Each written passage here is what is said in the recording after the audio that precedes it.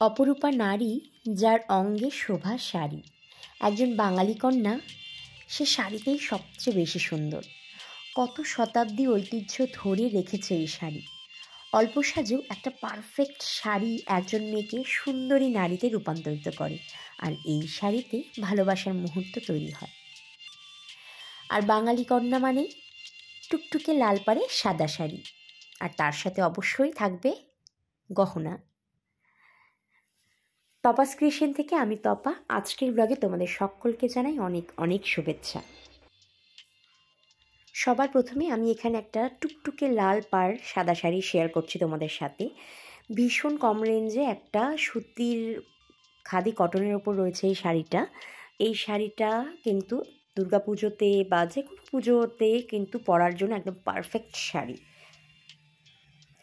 আর জামদানি শাড়ি নিয়ে আর কি বলবো, এই শাড়ির কোনো ব্যাখ্যা নেই। সত্যি কথা বলতে, এটা এমন এক ধরনের শাড়ি তুমি যে কোনো একটা অনুষ্ঠানে কিন্তু এটা ক্যারি করতে পারো। সে ছোট বড় যে কোনো একটা অনুষ্ঠানে কিন্তু তুমি এই শাড়িটা তুমি পরতে পারো। সে পুজো হোক, জন্মদিন হোক বা বিয়েবাড়ি হোক, যে কোনো অনুষ্ঠানের জন্য কিন্তু এই শাড়িটা অসম্ভবভাবে কিন্তু ভালো লাগবে।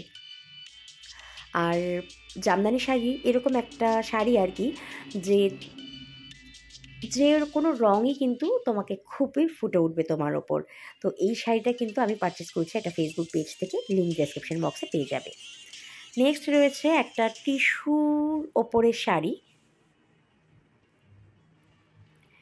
এই শাড়িটাও ভীষণ কম রেঞ্জে তুমি এই শাড়িটা পাবে। এই শাড়িটাও কিন্তু একদম পুজোতে বা যে কোনো একটা অনুষ্ঠানে কিন্তু পরতে পারো। তুমি দিনের বেলাতেও পরতে পারো, ইভেন রাতের বেলাও পরতে পারো। এখানে আমি একটা রেড কালারের ব্লাউজ দিয়ে পেয়ার আপ করেছি। কিন্তু তুমি অন্য কালারের ব্লাউজ, যেরকম তুমি গ্রিন কালারের ব্লাউজ দিয়েও কিন্তু এটা ক্যারি করতে পারবে, ভীষণই ভালো লাগবে। চলে যাচ্ছি আরেকটা সাদা অফ হোয়াইটের ওপর শাড়িতে চলে যাচ্ছি।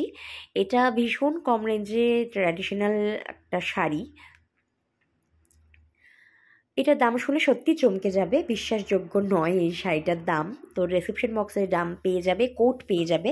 প্রত্যেকটা শাড়ির দাম কোড ডেসক্রিপশন বক্সে পেয়ে যাবে আমার, ইভেন আমার ভিডিওতেও কিন্তু প্রত্যেকটা শাড়ির কোড প্রাইস সবই যাবে। তো এই শাড়িটা হচ্ছে ভীষণ সুন্দর, আর এত লাইট ওয়েট এবং এত কম রেঞ্জ, তুমি বিয়েবাড়ি বলো বা যে কোনো অনুষ্ঠানে কিন্তু পরতে পারবে। শুধু তোমাকে গয়নাগুলো চুজ করতে হবে, যেহেতু হালকা হালকা একদম শাড়িটা হালকা, তো ভারী জুয়েলারি দিয়ে পরতে পারো রাতের বেলা যদি পরো। আবার যদি তুমি দিনের বেলা ক্যারি করতে চাও তাহলে কিন্তু অবশ্যই তুমি হালকা জুয়েলারি ক্যারি করবে। বিভিন্ন রকম জুয়েলারি যদি তুমি পরো তাহলে কিন্তু একই শাড়ি একই রকম লাগবে না, বোরিং লাগবে না। তুমি কিন্তু যখনই জুয়েলারি চেঞ্জ করবে তখনই কিন্তু তোমার সাজটা আবার অন্যরকম হয়ে উঠবে।